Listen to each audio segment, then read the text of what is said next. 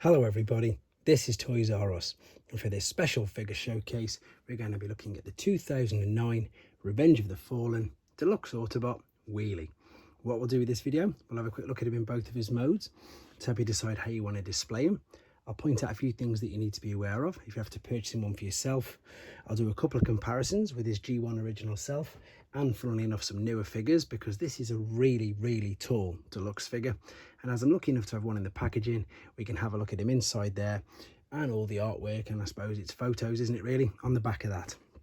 Right then, let's get started. So as I've said, this came out in 2009. We're going to start off with the boxed version. There he is, all sealed, still inside. So this was from the Revenge of the Fallen film, which was released, as I've said, in 2009. And he does say there, Autobot Wheelie, even though you can, and I'll show you in a minute, you can turn his insignia around, and he can also be a Decepticon, and that's the Mecha Live part that you've got with this. It's not really super ingenious.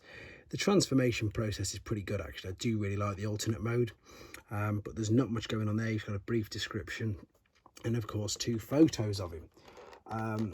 The funny thing, I suppose, for myself, being an adult collector and collecting Transformers for years and years, is that old generations, and myself's generations, already new generations, will always know Wheelie as that annoying character.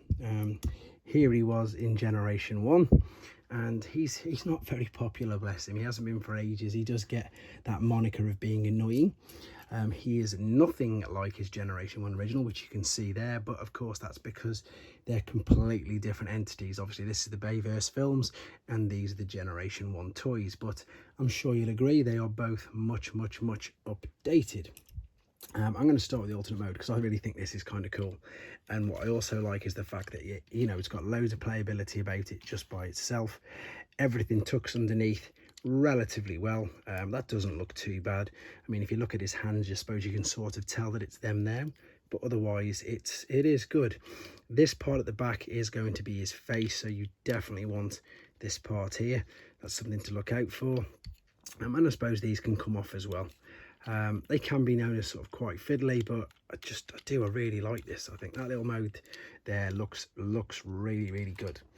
I've mentioned he is a deluxe figure, and it's quite interesting because I know this guy's a lot chunkier, don't get me wrong, he is much chunkier, but he's taller than leader class double dealer from the new Siege line, which is, I think, is retailing around about 50 quid. So I know he's chunkier, but there's a big difference there, and there's this ongoing thing at the moment with the newer figures are getting more and more expensive.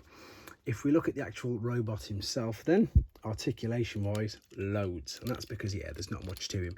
The arms, you've got full rotation there. This is the Mecha Live part they've got. It's not really the Mecha Live, it's just twisting it from left to right, obviously, because in the film, he messes around too much, and of course you've got the choice there of which side he's actually on. These move independently, again, a bit like the film, and again, all the wheels spin around. You can pose him. You've got knee joints, you've got hip joints. You haven't really, I don't think, no, you haven't got a waist rotation, but everything else is there. Head, there's his mouth. Obviously you want to make sure that bit's there if you're going to be displaying him in robot mode. I'm not the Bayverse films, they get a lot of stick, especially from people I suppose you would class way like me, who's a G1 I suppose aficionado and really likes it.